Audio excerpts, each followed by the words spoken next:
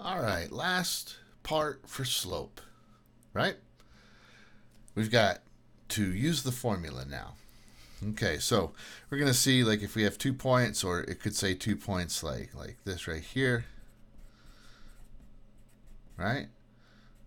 We're going to see how to use the formula to find the slope. So if you're given 2 points and you have to find the slope of the line, this is the formula you're going to use. So remember, slope is rise over run. Rise is y, run is x, so it's y over x. So all you're going to do is you're going to plug in the numbers.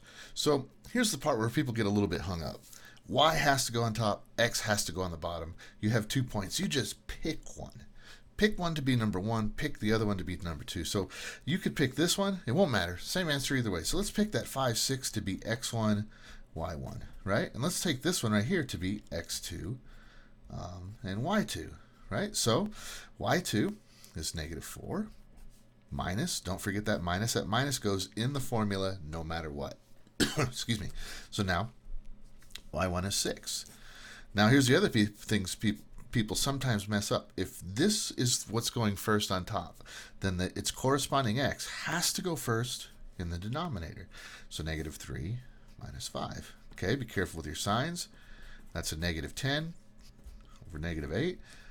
And there's your answer. Now you could simplify it, right? And you probably should. A negative divided by a negative is positive. 2 goes into 10 5 times, and 2 goes into 8 4 times. And there's your slope. Let's do a couple other real quick examples, shall we? So let's see this one right here. It doesn't matter which one we put first. Let's go ahead and make this x1, y1, and this one x2, y2. Okay, so 4 minus -2, right? That minus sign goes in the formula even if that second number is negative. And then 0 minus 7, right? A minus like this right here, that becomes plus, that's 6 over -7, so that's -6/7. Now, it doesn't matter which one's negative, top or bottom, the whole fraction is negative. That's how it works, okay? Excuse me. So now let's see our last two examples, because you could have a slope, a line that is horizontal, and then the slope is 0, or you could have a line that is vertical, and then the slope is, well, it's undefined. It doesn't exist, right? So let's see an example of each of one of those, okay? So how about we had 5, 2, and let's say we also had 5, -4, right? So it doesn't matter which one you pick. Let's pick this to be number 2. Let's pick that to be number 1. So -4 minus 2, and then 5 minus 5. That's -6 over 0. You can't divide by 0. See, look, division is related to multiplication. It's actually a question about multiplication. The reason 8 divided by 2 is equal to 4 is because 2 times 4 is equal to 8.